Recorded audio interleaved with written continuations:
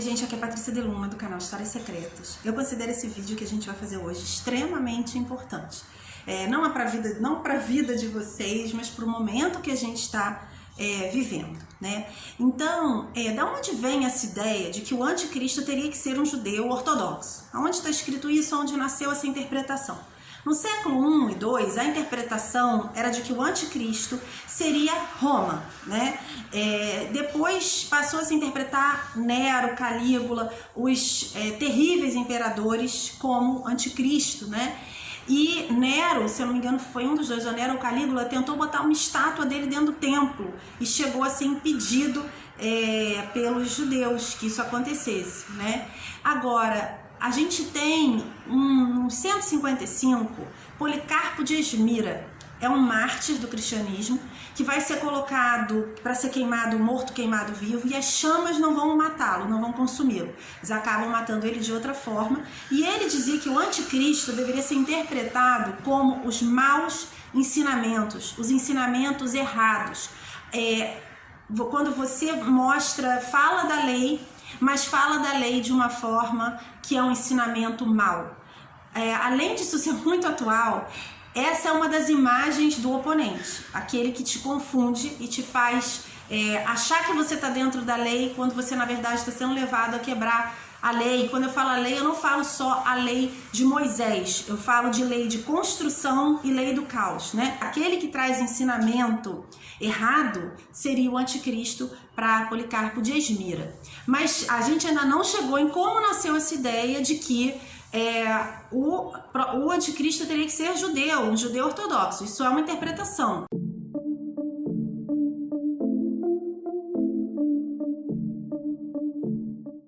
Gente, a gente tem uma figura chamada que é o Bispo Irineu. O Bispo Irineu, ele era um bispo grego que viveu em Lyon, no sul da França. Ele ficou conhecido por duas coisas. Uma, por fazer a religião católica crescer no sul da França. Ele foi bispo de Lyon, um lugar que eu adoro as histórias, para mim é um dos lugares mais místicos da terra, o sul da França. Quando eu estava pesquisando para a Saga de Bravos, meu livro, eu fiquei muito tempo no sul da França.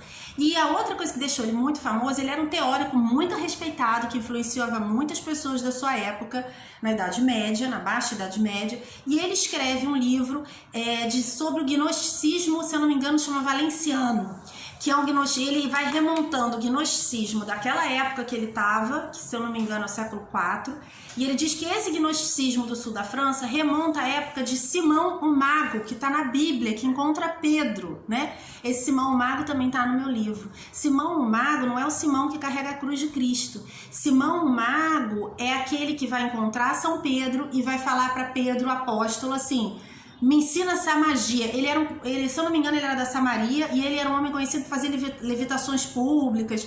E aí ele fala, me ensina essa magia. E Pedro, que é conhecido por ser uma pessoa de um temperamento mais forte, dá um esporro nele, né? E diz, isso não é uma coisa para você me pagar e eu te ensinar. Então, esse comportamento passou inclusive a ser chamado simonia, né? Então esse homem disse que o gnosticismo, né, vai começar, é um dos pais do gnosticismo, ele se converte e ele vai participar de uma corrente gnóstica do cristianismo. Até descobrir nos manuscritos de Nag Hammadi, Contra a Heresia, o livro do Bispo Irineu, era um dos livros maiores fontes históricas do gnosticismo, né? E o Bispo Irineu era um teórico muito respeitado. E aí eu vou explicar como que ele foi a primeira pessoa a falar que o anticristo seria judeu.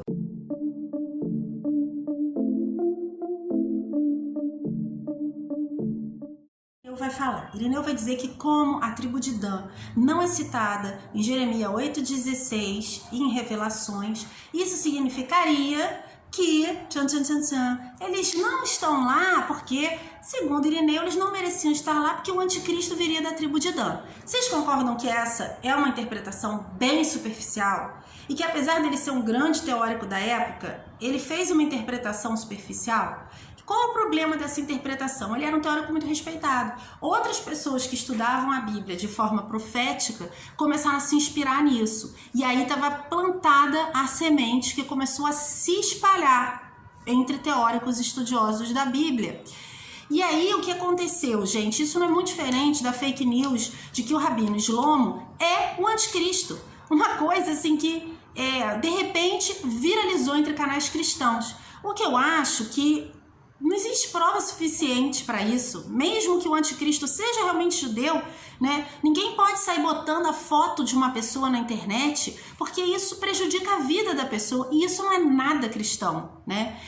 Você sair prejudicando alguém, afinal, os cristãos seguem o Novo Testamento, amar ao próximo como a si mesmo, ele tem 4 filhos, ele tem uma família, não há indícios de que ele é o Messias. Tudo o que acontece naquele vídeo é típico da ortodoxia. Quando um grande professor ortodoxo vai até o Muro das Lamentações, os seus alunos o seguem, vão com ele. Ele é um rabino considerado uma criança prodígio, né? Diz que as palestras dele ficam cheíssimas e isso acontece, existiram vários rabinos considerados prodígios e nem todos foram considerados messias, né? E ao longo do judaísmo já houveram alguns rabinos que foram sim considerados messias, né? Por um tempo as pessoas acreditaram que aquele rabino devia ser o Messias. Ali estavam vários indícios de que aquele viria a ser o Messias, mas ele não se tornou o Messias, né? Ele não veio a ser o Messias de fato. Outro dia eu estava vendo um canal de um rabino aqui no YouTube e ele dizendo que ele sabe qual rabino que é o Messias. E ele nem diz que é o Shlomo, que é esse dos vídeos que saíram com a foto dele na internet, né? Aí as pessoas falam, mas eles beijam esse rabino porque ele é o Messias. Não, isso é típico dos alunos de um rabino ortodoxo, né? Então isso não há indícios de que ele é o Messias por causa disso. Mas ainda assim, há alguns rabinos em que muitas pessoas acreditaram que aquele era o Messias. Muitos alunos acreditaram que aquele viria a ser o Messias. Se você der um Google, né, você vai achar só na Wikipedia aí um monte de rabinos que pessoas seguiram acreditando que era o Messias. E depois não veio a ser nem o anticristo, nem o Messias. Então essa foi uma ideia muito perigosa, porque na medida que outras pessoas começaram, isso virou uma fake news, que nem essa fake news do Rabino Shlomo, isso começou a tomar a Europa, e o problema é que essa ideia se popularizou. Então cada vez que se encenava um teatro, aqueles teatros que a gente vê em filmes medievais, em Guerra dos Tronos, que também é baseada na Idade Média, você está num burgo, você está numa cidade, de repente as pessoas montam um teatro e começam a encenar coisas que estavam acontecendo. Acreditam, gente, que quando se encenavam essas peças na Idade Média, de que judeus seriam ajudados pelos demônios a lutar contra Jesus através de seu anticristo, essas encenações aconteciam, as forças armadas precisavam vir para a cidade para ajudar a que não houvessem matanças nas ruas, né? O protestantismo, o que dizia dessa ideia? O protestantismo dizia que o anticristo era o Papa. Essa ideia é de muitos teóricos, que eu vou escrever aqui o nome embaixo, protestantes. Antes da gente criticar esses homens, que podem ser figuras muito inspiradas, podem ser profetas, existe uma coisa chamada Zeitgeist, que é o espírito do tempo. E como humanos, a gente não está livre desse filtro do Zeitgeist, né? Então, você tem as suas próprias ideias, mas você também não tem como separar 100% das ideias que vêm do seu tempo, né? Do momento que você vive. Uma pergunta fundamental quando a gente quer entender a sociedade é: que horas são?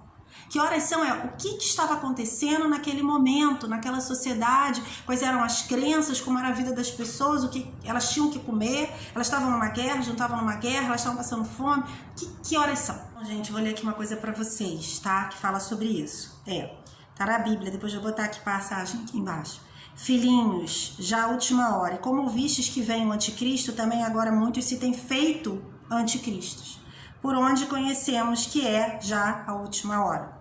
Saíram de nós, mas não eram de nós. Saíram de nós que cremos em Cristo? Saíram de nós judeus, mas não eram de nós. Segundo essa passagem, fica mais fácil acreditar que seria um cristão, porque se ele saiu dos judeus, ele não deixaria de ser judeu, mas se saiu de nós cristãos, mas já não é de nós, poderia fazer sentido, porque se fossem de nós, ficariam conosco, mas isto é para que se manifeste que não são todos de nós. Como interpretar isso? Tem muitas explicações. Eu vou deixar isso para cada um com o seu saber. Vocês podem comentar aqui o que vocês acham, mas não antes de eu falar de onde vem a ideia de que por 3 anos e meio o anticristo se sentará no templo. Essa ideia também nasce em Irineu. Irineu faz uma interpretação de Daniel 7 e de Daniel 9. E essa interpretação leva ele a crer que o anticristo se sentará no templo por 3 anos e meio. São Paulo, Paulo apóstolo, né, dizia o seguinte, que o anticristo era o sem lei, ou contra a lei. Eu acho que essa é a medida. Se ele vai ser um judeu ou um judeu ortodoxo ou de outra qualquer nacionalidade, nós não sabemos. Se diz na Bíblia que essa pessoa, o lawless, o sem lei, o contra a lei, vai entrar no terceiro templo e vai terminar os serviços do templo por 3 anos e meio. Hoje podem haver novas correntes que interpretam como Irineu, que dessa duração ser de 3 anos e meio. Mas eu quero dizer que essa semente primeiramente foi plantada por Irineu, um bispo católico da Baixa Idade Média. Pode ter influenciado muitos teóricos da época. E hoje pode ser interpretado por outros teóricos da mesma forma. Pode ser que seja realmente 3 anos e meio a interpretação correta de Daniel. Pode ser que seja um outro prazo, menor, maior. Não sei. Eu acho que a coisa mais importante das lições bíblicas não são a gente saber exatamente do Apocalipse, qual a nacionalidade, que dia que ele vai entrar no templo, se ele vai ficar sentado lá 3 horas ou 3 anos e meio. Eu acho que o mais importante é a gente aprender a mensagem. E eu acho que a mensagem é de ensinamentos falsos, de alguém que não tem lei. Quem não tem lei ensina o caos. E eu acho que essa é a ideia.